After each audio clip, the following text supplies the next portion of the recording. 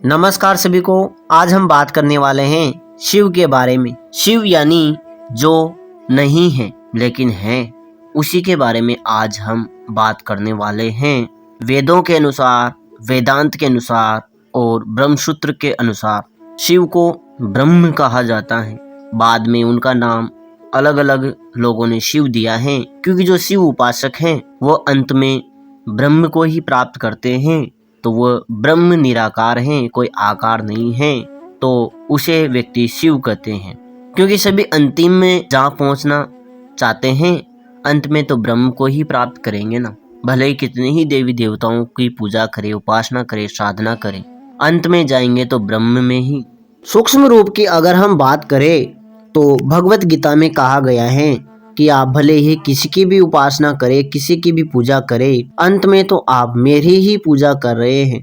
हालांकि ये बात है कि अगर आप भूतों की पूजा करते हैं, भूतों के लोक में ही जाएंगे। पितरों की पूजा कर रहे हैं तो पितृलोक में ही जाएंगे। देवताओं की पूजा कर रहे हैं तो देवलोक में ही जाएंगे, और मेरी पूजा कर रहे हैं तो मेरे ही परम धाम में आएंगे। लेकिन आप भले ही किसी की भी पूजा करें, भूतों की करें, प्रेतों की करें या फिर देवी देवताओं की करें, वो भी तो मेरा ही एक अंश है, मेरा ही रूप है। इसलिए आप मेरी ही पूजा कर रहे हैं। देखने में न आने वाला है, यानी कि ब्रह्म को देखा नहीं जा सकता, लेकिन ब्रह्म सबको देखता है। ब्रह्म सुनने में न आने वाला है, लेकिन फिर भी सबको वो सुनता है। ब्रह्म मनन करने में भी न आने वाला है, फिर भी वह सबको सुनता है, सबको देखता है। यहाँ पर अगर हम सूक्ष्म रहस्य की बात करें तो ब्रह्म एक प्रकार से अदृश्य है। वो सबको देख रहा है, सबको सुन रहा है, लेकिन हम उस ब्रह्म को, उस शिव को देखने में असमर्थ हैं, क्योंकि वह उच्च आयाम है जो हमें दिखाई नहीं देता है। क्योंकि आयामों की एक क्षमता ऐसी है कि हम अपने से नीचे के आयामों को तो देख सकते हैं, लेकिन अपने से ऊपर के आयामों को देखने में असमर्थ हैं, क्योंकि हम उस आयाम को देखने में सक्षम नहीं है, क्षमतावान नहीं है। पहले आयाम को, दूसरे आयाम को और तीसरे आयाम को तो देख सकते हैं, लेकिन चौथे आयाम को हम साधारण आंखों से नहीं देख सकते।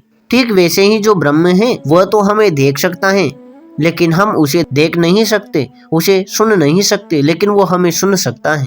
यानी कि यह उच्च स्तरीय आयाम है जिसकी क्षमता इतनी अता है कि हम उसे साधारण आंखों से और आत्मिक आंखों से भी नहीं समझ पाते हैं। और ब्रह्म जानने योग्य भी नहीं है, न जानने वाला है, फिर भी वह भली भांति सबको जानने वाला है। थोड़े से इनके गुणों की हम बात कर लेते हैं। तो सर्वप्रथम हम पहले गुण की बात करते हैं। जो शिव है वह निर्विकार है। निर्विकार का सीधा सा मतलब है कि जिनमें कोई विकार नहीं है, कोई अशुद्धि नहीं है। सत रज तम तीनों ही गुणों से परे हैं, और विकार तो उसी में होगा जो तीनों गुणों में से किसी एक गुण से संपन्न है।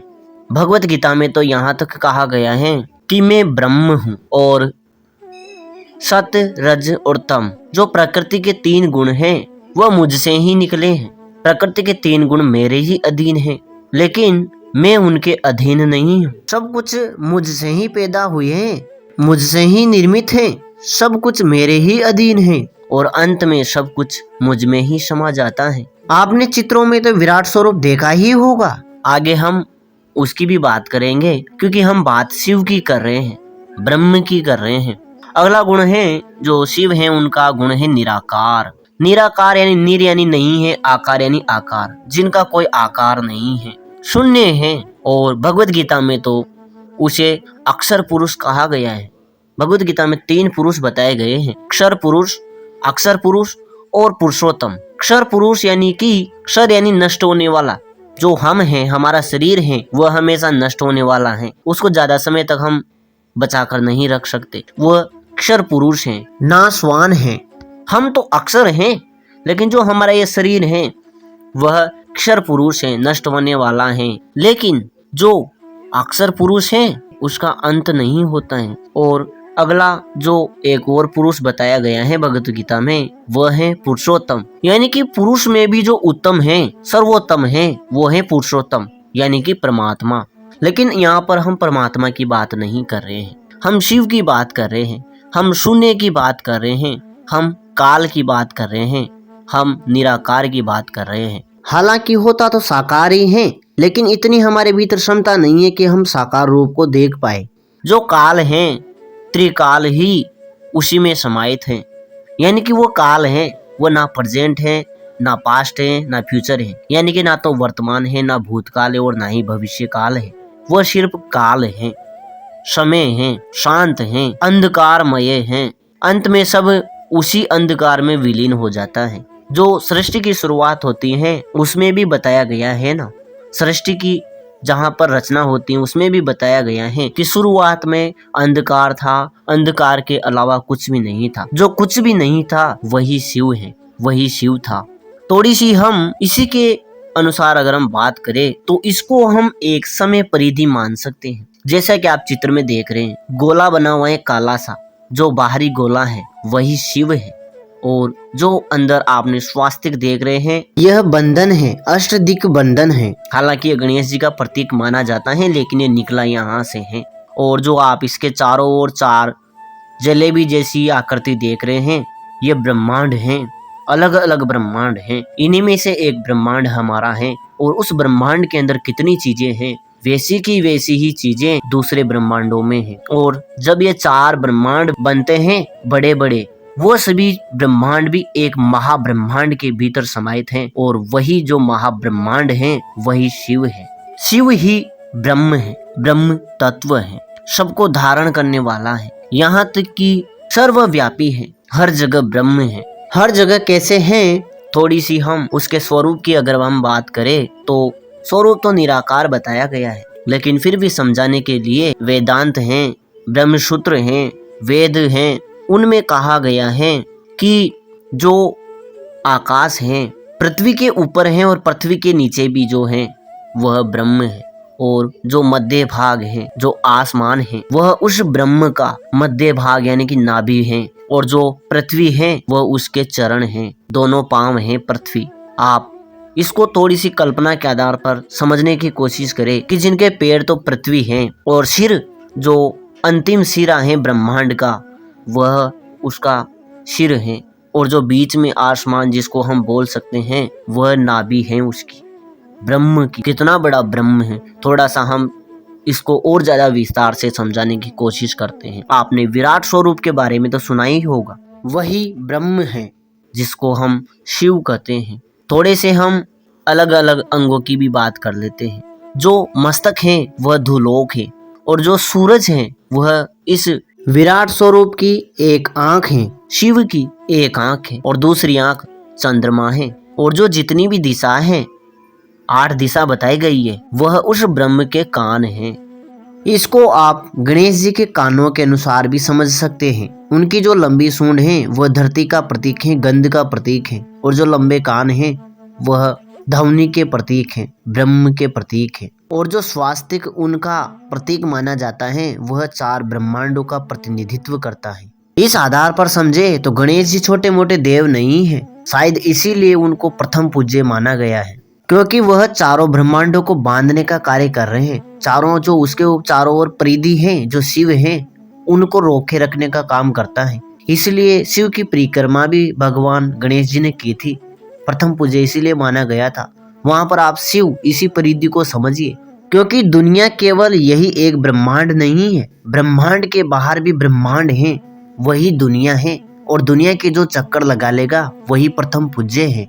और जो वेद हैं, जो हमारे चारों वेद हैं, वह उस ब्रह्म की वाणी है। और जो यह संपूर्ण विश्व है यही ब्रह्म का हृदय है। और जो ये पृथ्वी है यह ब्रह्म के दोनों पैर हैं, दोनों चरण हैं। और देखा जाए तो समस्त प्राणी की अंतर आत्मा ही ब्रह्म है, जिसकी मैं बात कर रहा हूँ, शिव की बात कर रहा हूँ। समस्त जीवों की अंतर आत्मा ही ब्रह्म है, जो जानकारी देती व्यक्ति को। अंतर आत्मा से जो आवाज आती है वही ब्रह्म है। हनुमान जी को भी ताकत यहीं से मिलती है। जो बजरंग बाण है उसमें आता है ओमकार हुमकार प्रभु धाव। ओमकार यानी ब्रह्म और पार ब्रह्म के संघर्ष से मिलने से जो ध्वनि उत्पन्न होती है वह शक्ति। और हुमकार यानी जो कुंडलिनी शक्ति है उसकी शक्ति, जो व्यक्ति को सब कुछ करने में सक्षम बनाती है। जो आसमान है वह नाम और रूप से भिन्न है, आकाश का हम कोई नाम दे नहीं सकते, हालांकि दे तो रखा है लेकिन नाम नहीं दे सकते। आकाश का कोई रूप नहीं है। आपने कभी आकाश का कोई रूप देखा है? नहीं देखा होगा। आकाश का कोई रूप नहीं है, लेकिन है बहुत ज्यादा विराट। ठीक इसी प्रकार जो शिव हैं, ब्रह्म हैं, उनका भी कोई आकार नहीं है, निराकार बताया गया है ना। हालांकि रूप तो है लेकिन उतना हम सक्षम नहीं है। तो उसी को हम साकार करने के लिए क्या करते हैं? ज्योतिर्लिंग की पूजा करते हैं। वही उसका साकार रूप है, क्योंकि जो निराकार है, भला उसको हम कैसे स्वीकार करेंगे? हमारा मस्तिष्क कैसे स्वीकार करेगा? जो ये ब्रह्म है, अग्नि इसका मुख है, सूरज चंद्रमा इसके नेत्र हैं, वायु जो है वह इस ब्रह्म के प्राण हैं। जो वायु बह रही है वह ब्रह्म का प्राण है। कितना विशालकाय है ये ब्रह्म, विश्व की आत्मा है ये ब्रह्म, विराट स्वरूप है। ऐसा ब्रह्म सूत्र में कहा गया है। अक्षर पुरुष इसको कहा गया है, जो कभी नष्ट नहीं होता। क्योंकि जब सृष्टि का निर्माण करना होता है तब फिर यही ब्रह्म से शुरुआत की जाती है। ब्रह्म एक शून्य है और सब कुछ शून्य से ही वापस उत्पन्न किया जाता है। सरल अर्थों में समझे तो शून्य एक पात्र है जिसकी सर्वप्रथम जरूरत पड़ती ही है किसी भी सामग्री को लेने के लिए। शून्य स्थायी है, स्थिर है, इसमें कोई परिवर्तन नहीं होता है, ये अपनी जगह स्थिर रहता है, वही शिव है। और जो हमारा ओमकार है जो यहाँ पर हमने दे रखा है, वो इस ब्रह्म और पार ब्रह्म दोनों के बीच की योजक कड़ी है। इसको हम कभी परमात्मा वाले अंश में समझाने की कोशिश करेंगे। अभी हम यहाँ पर शिव की बात कर रहे हैं, ब्रह्म की बात कर रहे हैं, जो देखने में न आने वाला है, सुनने में न आने वाला है, मनन करने में न आने वाला है, फिर भी यह सबको देखता है, सबको सुनता है और सबको भली भांति जानने वाला है। शिव है, ये ब्रह्म है। न देखने योग्य यह इसीलिए है, यानी कि अगर आप महादेव साधक हैं तो अंत में आपको महादेव के दर्शन होंगे। देवी के साधक हैं तो अंत में देवी का विराट स्वरूप दिखाई देगा। हनुमान जी के साधक हैं तो अंत में हनुमान जी का विराट स्वरूप दिखाई देगा। भगवान विष्णु भगवान के साधक हैं तो आपको अंतिम स्वरूप, विराट स्वरूप भगवान विष्णु का ही दिखाई देगा। लेकिन आप ब्रह्म को जानते हैं, ब्रह्म को अनुभव में लेते हैं तो आपको अंत में एक प्रकाश दिखाई देगा, एक ज्योति दिखाई देगी। इतना तेज प्रकाश कि आप आंखों से देख ही नहीं सकते, इतना तेज। इसलिए इसको निराकार बताया गया है, क्योंकि हमारी आंखें उस प्रकाश के भेदन को नहीं सहन कर पाती हैं, उस प्रकाश को भेद नहीं पाती है। इसलिए हम उस ब्रह्म के साकार रूप को देखने में असक्षम हैं। लेकिन फिर भी हम क्रिया योग और ध्यान योग के माध्यम से उस प्रकाश को देख सकते हैं और उस ब्रह्म के ध्वनि को सुन सकते हैं, समझ सकते हैं, बोध कर सकते हैं। जो शून्य है, निर्विकार है, निराकार है, आकार नहीं है। थोड़ा सा हम इसके शाखा रूप की भी बात कर लेते हैं। शिव पुराण में ऐसा बताया गया है कि जब ब्रह्मा और भगवान विष्णु के बीच में एक द्वंद्व हो जाता है कि दोनों में से बड़ा कौन है, दोनों में से किसके पास ज्यादा ज्ञान है और दोनों में से सबसे पहले कौन आया, इसको लेकर द्वंद्व हो जाता है, वाचिक द्वंद्व हो जाता है। तो दोनों ही अपने आप को बड़ा बताने लग गए थे, जिसकी वजह से सृष्टि का संचालन सही से नहीं हो पा रहा था। तभी ही वहां दोनों के बीच में एक ज्योतिर्लिंग प्रकट हुआ। क्योंकि निराकार है ना, जिसका कोई आकार है ही नहीं, उसको कैसे समझाया जाएगा। जो शून्य है उसका ना तो आदि है ना अंत है। हालांकि जो ब्रह्मा जी हैं उन्होंने झूठ बोला था, क्योंकि जो ज्योतिर्लिंग उत्पन्न हुआ था उससे एक ध्वनि आई थी कि आप दोनों में से जो भी इस ज्योतिर्लिंग का आदि और अंत, यानी कि यह कहाँ से शुरू हुआ है और इसका अंत कहाँ पर है, इसका पता लगा लेगा, वही बड़ा है, वही शक्तिशाली है और वही सबसे पहले आया है, वही सबसे बड़ा ज्ञानी है। इस सवाल का जवाब दे देगा तो वही बड़ा है। दोनों ने खोजने की कोशिश की। सर्वप्रथम भगवान विष्णु गए, उन्होंने ढूंढा लेकिन उसका अंत मिला ही नहीं और वो वापस आ गए। उन्होंने बोला कि हमें अंत नहीं मिला। फिर ब्रह्मा जी गए और उसका अंत ढूंढने लगे लेकिन अंत नहीं मिला। अब उन्होंने सोचा कि ये तो हमारी बेइज्जती हो जाएगी। हमने जो इतना ढिंडोरा पीटा है कि मैं बड़ा हूँ, मैं बड़ा हूँ, अगर हम वहाँ जाकर बताएंगे कि हमने इसका अंत नहीं बताया या इस ज्योतिर्लिंग का अंत नहीं खोज पाए, तो ये तो बड़ी बदनामी हो जाएगी। तो ऐसा करते हैं, हम जाकर बोल देते हैं कि हमने इसका अंत ढूंढ लिया है, लेकिन उसके लिए गवाही चाहिए किसी की, तो कोई तो बताना चाहिए ना भाई, हाँ इस ज्योतिर्लिंग का अंत देखने वाला मैं था, इसने अंत ढूंढा है और इसका जो प्रमाण करने वाला, गवाही देने वाला मैं हूँ। हालांकि बताया जाता है कि वहां पर एक पुष्प था, कुछ जल वाला पौधा उगा हुआ था जिसको केतकी कहा जाता है, तो उसने गवाही दी और उसको साथ में लेकर आए और उन्होंने बोला कि हमने इस ज्योतिर्लिंग का, इसका जो अंतिम सिरा है वो हमने ढूंढ लिया है, इसका अंत हमें मिल गया है, ऐसा उन्होंने बाहर आकर बोला। तो यह भी एक कारण बताया जाता है कि ब्रह्मा जी झूठ बोलने की वजह से उनकी पूजा नहीं की जाती है। अब हम कहानी को यहीं समाप्त करते हैं कि क्यों कहानियां तो चलती रहती है, कहानियां कभी खत्म नहीं होती। बस कहानियां एक प्रकार से समझाने का तरीका है, जो ज्ञान उसमें अंदर छिपा हुआ है उसको समझाने का तरीका है कि शिव निराकार है। यहाँ हम ब्रह्म की बात कर रहे हैं, यहाँ हम महादेव की बात नहीं कर रहे हैं। तो जो निराकार है उसी का साकार रूप बताया गया कि ये जो ज्योतिर्लिंग है यही ब्रह्म का साकार रूप है। क्योंकि हमें बचपन से पढ़ाया गया है कि अ को अगर हम अंधार बोलना चाहते हैं, अ को हम सीखना चाहते हैं, तो हमें अंधार बोलने से पहले अंधार का फोटो भी दिखाया जाता है, चित्र दिखाया जाता है कि अ से अंधार होता है और यही जो आप चित्र देख रहे हो ये अंधार है। यानी कि हमें शुरुआत में सीखने के लिए अ के साथ अंधार का चित्र भी चाहिए, तभी हम ग्रहण कर पाएंगे। अगर हमें चित्र नहीं दिखाया जाएगा तो हम अंधार आम इमली में कुछ फर्क नहीं कर पाएंगे और हम कुछ भी नहीं सीख पाएंगे। ठीक ऐसे ही जो निराकार हैं उसको जानने के लिए, उसको समझने के लिए शुरुआत में हमें आकार की आवश्यकता पड़ती है, जरूरत पड़ती है। इसलिए जो ब्रह्म का, जो शिव का निराकार रूप है उसको साकार समझने के लिए हमें एक ज्योतिर्लिंग की आवश्यकता पड़ती है, जो बताया जाता है कि यह शिवलिंग है। क्योंकि उसको हम ब्रह्म को शिव बोल रहे हैं तो फिर इसको हम शिवलिंग बोलेंगे। चलो इसका भी हम थोड़ा सा अर्थ बता देते हैं। शिव यानी जो नहीं है, जो निराकार है, और लिंग यानी उसका प्रतीक, उसका पहचान चिन्ह, जिससे जैसे मान लो हमारे पास पहचान चिन्ह क्या है। एक छोटे से उदाहरण के माध्यम से अगर मैं समझाऊं तो हमें भगवान महादेव की पूजा करनी होती है तो हम अपने सामने एक प्रतिमा रखते हैं।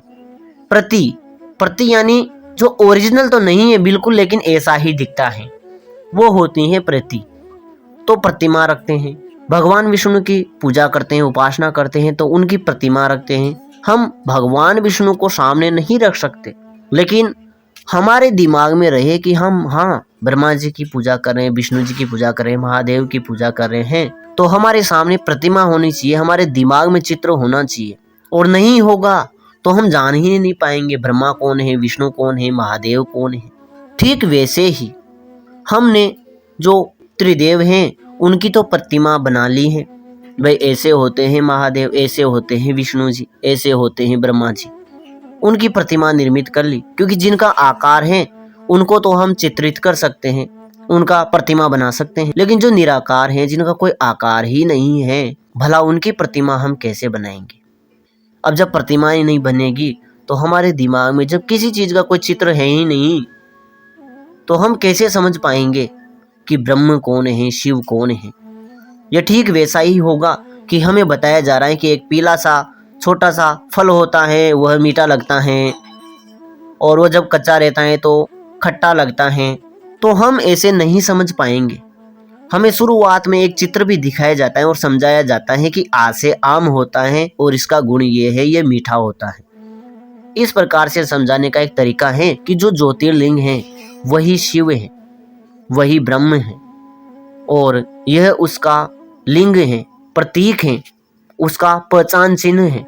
वही प्रतीक को हम ज्योतिर्लिंग बोलते हैं, जो सही में अगर समझा जाए, असली में अगर इसको समझा जाए तो इसको बोलता है ज्योतिर्लिंग।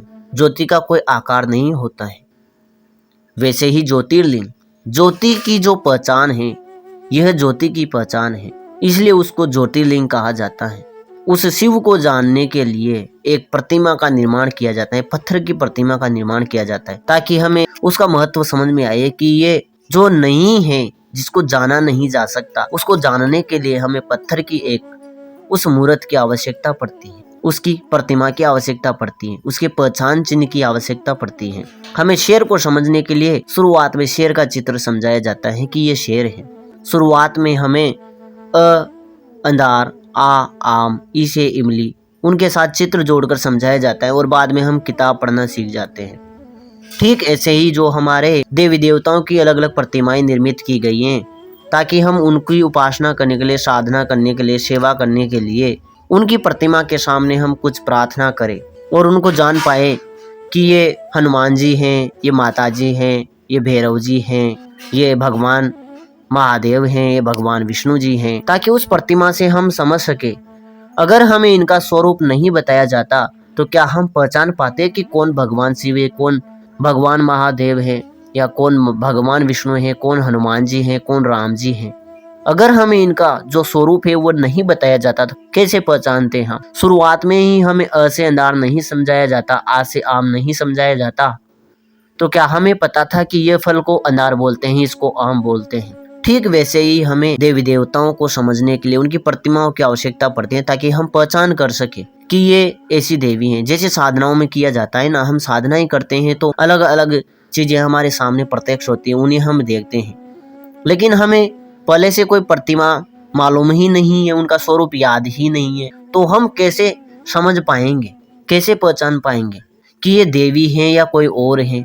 हमने देख तो लिया, सामने तो आ गया, जो भी हमने बुलाया सब सामने आ गया, लेकिन हम पहचान नहीं पाएंगे ना, क्योंकि हमें उस प्रतिमा का, उस स्वरूप का ज्ञान ही नहीं, तो कैसे पहचान पाएंगे? दूसरे से कहेंगे ऐसा व्यक्ति दिखाई दे रहा है या ऐसी औरत दिखाई दे रही है जिसके हाथ में त्रिशूल है, पायल पहन रखी है, ऐसी साड़ी पहन रखी है, तो कैसे समझाएंगे? ये तो कोई भी औरत पहन सकती है, पायल पहन सकती है, साड़ी पहन सकती है और सिर में मुकुट लगा सकती है, कोई भी औरत त्रिशूल पकड़ सकती है, इसकी कैसे पहचान करेंगे? लेकिन हमें पहचान बताई गई है कि कौन सी देवी के हाथ में क्या होता है, उससे हम पहचान कर सकते हैं। ठीक वैसे ही जैसे अ से अंधार होता है, इसका आकार ऐसा होता है, उसके बाद हम अंधार आम की हमें आवश्यकता नहीं पड़ती, क्योंकि हम सीख गए। शुरुआत में हमें आध्यात्म से जोड़ने के लिए भी हनुमान जी की प्रतिमा, भगवान महादेव की प्रतिमा, भगवान विष्णु की प्रतिमा, लक्ष्मी जी की प्रतिमा और महाकाली की प्रतिमा, माता दुर्गा की प्रतिमा, अलग अलग प्रतिमाएं बताई गई, लेकिन हम कभी यहाँ से ऊपर उठ ही नहीं पाए और हमेशा ही हम जो मूर्ति की पूजा की जाती है उसी में अटके रह गए, क्योंकि हमें वो जोड़ने का तरीका है। जब तक हम मूर्ति से पहचान ही नहीं कर पाएंगे तो हम कैसे आगे बढ़ पाएंगे? लेकिन हम तो वहीं अटक गए ना, उसी को सब कुछ मानने लगे। अरे हम जब अ से अंधार सीख रहे हैं, आ से आम सीख रहे हैं, बस उसी में अटके रह जाएंगे तो फिर किताब पढ़ना कब सीखेंगे? किताब पढ़ने के लिए आवश्यक है वो भी, और आध्यात्म में जानने के लिए हमें शुरुआत में मूर्त की आवश्यकता पड़ेगी, प्रतिमा की आवश्यकता पड़ेगी। अब जब निराकार को जानने की कोशिश करते हैं तो पहले हम साकार तो होना चाहिए ना कुछ, इसलिए जो ज्योतिर्लिंग है उसकी उपासना करते हैं। ज्योतिर्लिंग के माध्यम से हम उस जो शून्य है उसको जानने की कोशिश करते हैं, जिसका कोई आकार ही नहीं है, उसको हम पहले शुरुआत में साकार रूप के माध्यम से जानने की कोशिश करते हैं। जो शून्य है, काल है, समय है, अंत में सब कुछ विलीन उसी में होना है। यहाँ पर एक बात मैं बता दूं कि जो आप एक गोला सर्कल देख रहे हैं चित्र में, यही शिव हैं, यही ब्रह्म हैं, और जो वैष्णव संप्रदाय के हैं वह इस गोले को भगवान विष्णु मान सकते हैं, नारायण मान सकते हैं। हालांकि ब्रह्मा जी की तो की नहीं जाती, लेकिन कोई अगर ब्रह्मा जी का भी उपासक है तो इसी सर्कल को आप ब्रह्मा मान सकते हैं। लेकिन अगर हम ब्रह्मा विष्णु महेश कहेंगे तो हम भ्रमित हो जाएंगे, जो हमें ज्ञान मिलना चाहिए उसको हम ग्रहण नहीं कर पाएंगे। इसलिए हम अगर थोड़ा सा इनमें नाम में परिवर्तन करके समझने की कोशिश करें, क्योंकि जो महादेव हैं वो तो साकार रूप हो गया और हमने निराकार को समझने के लिए शिव नाम बता दिया ब्रह्म का, लेकिन जो भगवान विष्णु हैं उनका नाम क्या रखें? उनका नाम रखने के लिए जो हमारे पुराण है उसमें रखा गया है महाविष्णु, क्योंकि विष्णु तो एक अलग चीज हो गया, नीचा स्तर हो गया, लेकिन उसको समझने के लिए महाविष्णु एक है आत्मा और एक हो गया महात्मा, क्योंकि उसके आगे एक महाशब्द लगा दिया कि उससे ज्यादा क्षमता वाला, उससे ऊपर वाला, उसके आगे हमने महा लगा दिया, एक राजा लगा दिया, एक महाराजा लगा दिया। ठीक ऐसे ही हम इस शून्य को, इस ब्रह्म को समझने की कोशिश कर रहे हैं। क्योंकि जब सूरज और चांद इसकी आंखें हैं, धरती इसके पैर हैं और आकाश पूरा जो आसमान है उसका नाभि स्थल है, मध्य भाग है, तो कितना विराट स्वरूप होगा इस शब्द का, इस ब्रह्म का। और यहाँ पर हम शब्द जब मुंह से निकल गया तो शब्द को भी समझ लेते हैं। शब्द ही ब्रह्म है। जितने भी शब्द चल रहे हैं शब्द ब्रह्म ही है। ओमकार भी शब्द ही है, यही ब्रह्म है। इससे ऊपर जाने के लिए हमें शब्दों की आवश्यकता नहीं पड़ती है। एक छोटा सा उदाहरण भी बताया गया है कि शब्द शब्द सब कोई कहे, वो तो शब्द विदेही, जीवा पर आवे नहीं, निरकी फरकी कर ले वह। यानी कि कहने का मतलब ये है कि शब्दों से पार जाने के लिए तो फिर हमें ब्रह्म से पार जाने के लिए तो शब्दों की भी आवश्यकता नहीं पड़ती। शब्दों के माध्यम से समझने की कोशिश करेंगे तो शिव तक हम जा सकते हैं, लेकिन जो शब्दों के पार की दुनिया है उसको हम शब्दों से कभी समझ नहीं सकते। लेकिन जो हम आज बात कर रहे हैं शिव की, शब्दों के माध्यम से हम समझने की कोशिश कर रहे हैं। हालांकि है तो शब्द ही, मैं शिव हूँ, ये जो गोला है यही शिव है। यहाँ पर आप एक चित्र देख रहे होंगे जिसमें लिखा हुआ है शिव आज भी गुरु है। लेकिन यहाँ पर जो चित्र में देख रहे हैं उनके ना तो गर्दन है ना शरीर है। हालांकि यहाँ पर हाथ और पैर तो दे रखे हैं, क्योंकि इसको भी हटा दिया जाएगा तो कुछ दिखेगा ही नहीं।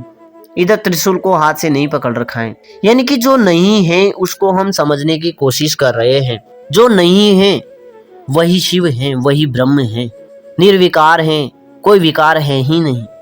निराकार है, कोई आकार है ही नहीं। जब कोई आकार है ही नहीं तो हम भला कैसे साकार बना सकते हैं? वरना शिव का भी तो एक रूप होना चाहिए ना कि शिव कौन है। हम चित्र बनाते हैं वो तो महादेव का है ना, शिव का थोड़ी ना है। शिव तो वो है जो नहीं है, वही शिव है। शिव तो वो है जो देखने में भी नहीं आते हैं, सुनने में भी नहीं आते हैं और जानने में भी नहीं आते हैं, मनन करने में भी नहीं आते हैं, वही शिव है। तो भला फिर हम कैसे उनको जान पाएंगे? लेकिन उसमें इतनी क्षमता है कि वो हमारे द्वारा जानने योग्य नहीं है, फिर भी वो सभी को जानने वाला है, सबको देखने वाला है। ब्रह्म को हम देख नहीं सकते लेकिन वो सबको देखने वाला है, सबको धारण करने वाला है। वही ब्रह्म है, वही शिव है। जो नदियां बह रही है वो भी ब्रह्म ही है, क्योंकि जब पूरी धरती ही उसके चरण हैं, पूरा ब्रह्मांड ही जिसका सिर है और जो आसमान है उसका नाभि स्थल है, तो कितना विराट ये रूप होगा, कितना विराट है, कितना क्षमतावान होगा। वही शिव है, वही ब्रह्म है। आज हम शिव को समझने की कोशिश कर रहे हैं। वेदों में, ऋग्वेद में कहा गया है कि वह वैश्वानर है, विश्व का नर है, विश्व की आत्मा है, ब्रह्म है, शिव है। इसका अनुभव करने के लिए, इसको पता करने के लिए, इसकी पहचान करने के लिए कि ब्रह्म हमारे भीतर है कि नहीं, तो इसमें तरीका बताया गया है कि हम अपनी कानों में अंगुली डालते हैं तो हमें जो ध्वनि सुनाई देती है वो शून्य की ध्वनि है, वो शून्य है। क्योंकि हम कानों से कुछ सुन ही नहीं रहे तो हम शून्य की ध्वनि को ही सुन रहे हैं। जब व्यक्ति जन्म से ही बहरा है तो वो तो कुछ सुनना नहीं चाहिए ना, क्योंकि ध्वनि से पार की दुनिया है ना। जब कुछ सुनेगा ही नहीं तो फिर उसको वो आवाज़ कहाँ से आ रही है? बहरा होने के बावजूद भी आवाज़ कहाँ से आ रही है? क्योंकि जो श्रवण इंद्रियां हैं वो काम ही नहीं कर रही हैं, तो फिर ध्वनि क्यों आनी चाहिए? आनी ही नहीं चाहिए ना ध्वनि तो, लेकिन फिर भी आ रही है। वही ब्रह्म है, वही शिव है। शिव को समझने का यही तरीका है। जो नहीं है उसको हम समझने का प्रयास कर रहे हैं। आप अंदाजा लगा सकते हैं कितना हम समझने की कोशिश कर सकते हैं, कितना हम समझ सकते हैं। जो नहीं है उसको हम समझने की कोशिश कर रहे हैं। जो सर्वत्र हैं, सब कुछ हैं, सब कुछ अंत में उसी में समाहित होने वाला है। और वेदांत सूत्र में, ब्रह्म सूत्र में तो कहा गया है कि ये जो शिव हैं, जो ब्रह्म हैं, यह शून्य हैं, अक्षर पुरुष हैं। यानी कि इसका कभी विनाश होगा ही नहीं, ये नष्ट नहीं होगा, हमेशा बना रहेगा। ये जो सर्कल है, लेकिन सर्कल के अंदर आप स्वास्तिक देख रहे हैं, ये भी नष्ट होने वाला है। जो चार ब्रह्मांड देख रहे हैं वो भी नष्ट होगा। यानी कि एक प्रकार से समझा जाए तो जो कल्प का जो अंत होता है उसमें ये सारे ब्रह्मांड समाप्त हो जाते हैं। ब्रह्मा विष्णु महेश तक समाप्त हो जाते हैं, कोई बचता ही नहीं। सिर्फ जो बचता है वही शिव है, वही ब्रह्म है, वही अंधकार है। और जब दोबारा शुरुआत की जाती है युग की, तो जो शून्य है, जो शिव है, जो ब्रह्म है, वो तो पहले से ही स्थिर है, वो तो कभी समाप्त हुआ ही नहीं। फिर वहीं से सृष्टि होती है। परमात्मा फिर एक घर्षण करता है और वहां पर से ध्वनि उत्पन्न होती है, ऊर्जा उत्पन्न होती है, आगे जाके फिर सृष्टि का विस्तार होता है। लेकिन जो शून्य है वो तो सृष्टि का अंत होने के बाद भी, जिसको कहा गया है कि महाप्रलय होने के बाद, चारों युग समाप्त होने के बाद फिर से नया जब कल्प शुरुआत होती है तो इसी शून्य से शुरुआत की जाती है। क्योंकि जो शून्य है, जो नहीं है, वो हमेशा बना रहता है।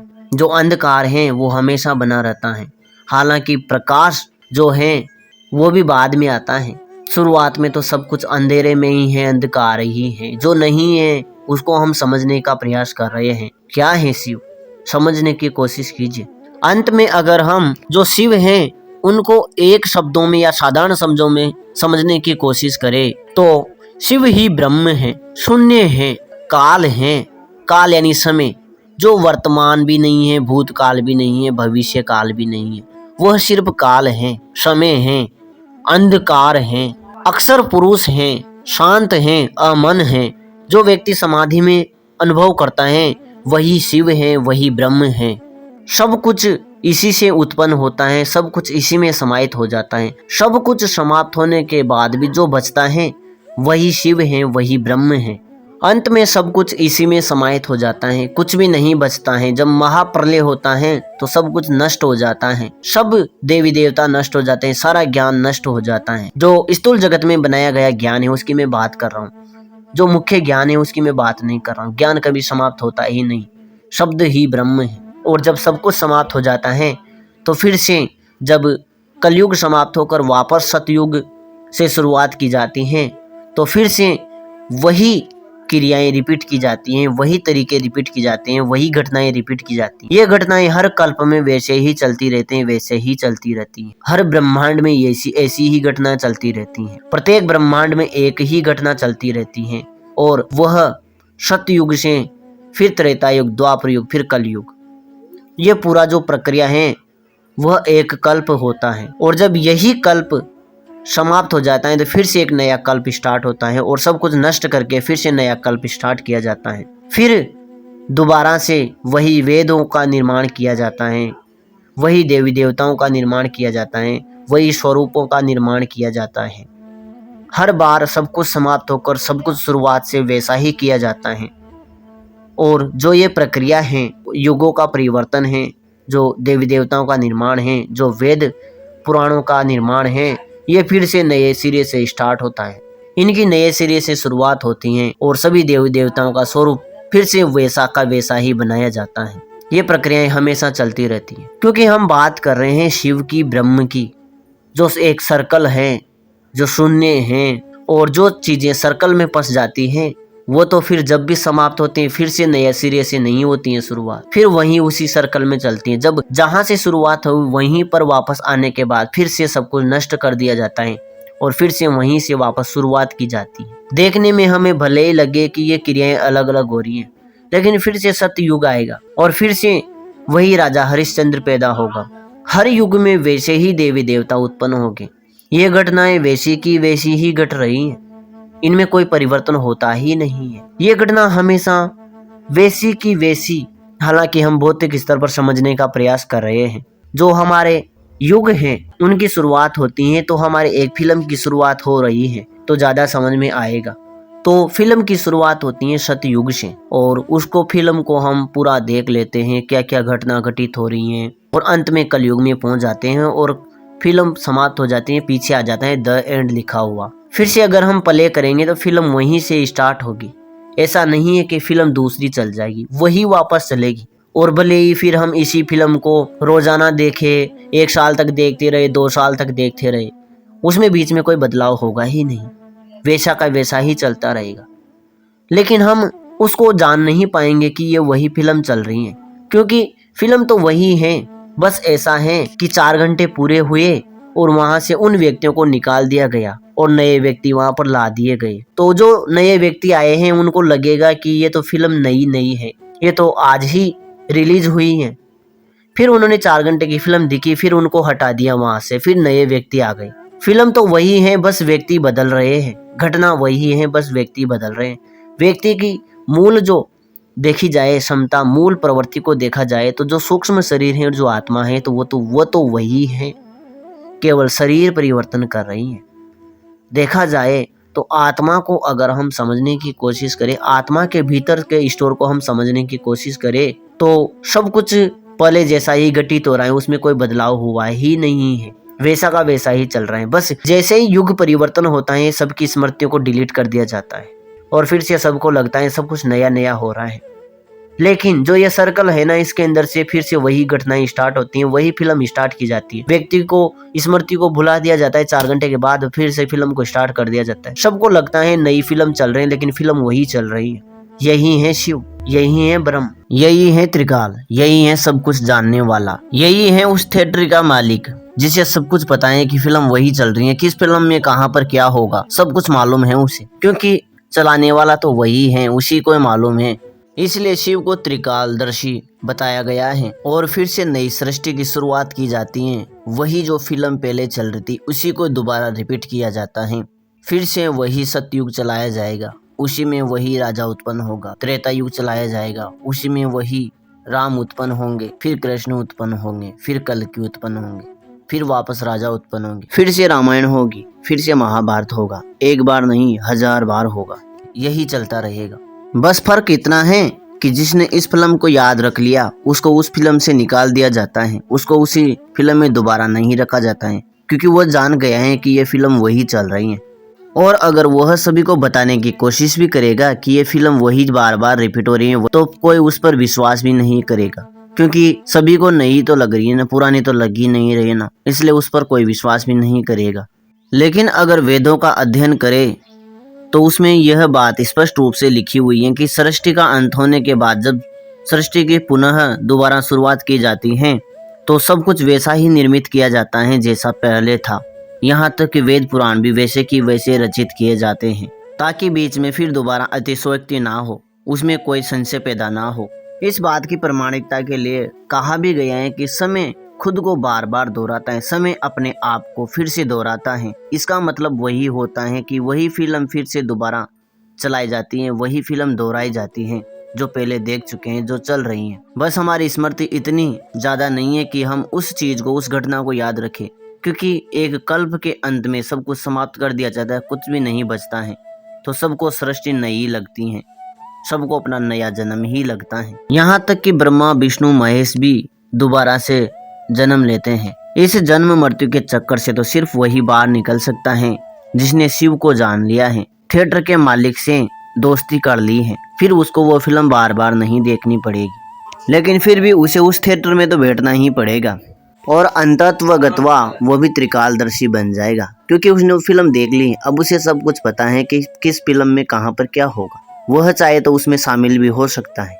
आशा करता हूँ आपको शिव के बारे में समझ में आया होगा, ब्रह्म के बारे में समझ में आया होगा, ब्रह्म का ज्ञान आप, ब्रह्म का बोध कर पाए होंगे। और अगर अंत में हम शिव को एक शब्द में समझने का प्रयास करें तो सब कुछ समाप्त हो जाने के बाद जो शेष बच जाता है, सब कुछ जानने के बाद भी जो शेष बच जाता है, वही शिव है, वही ब्रह्म है।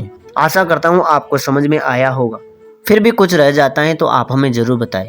नमः शिवाय, नमः श्री कालिके।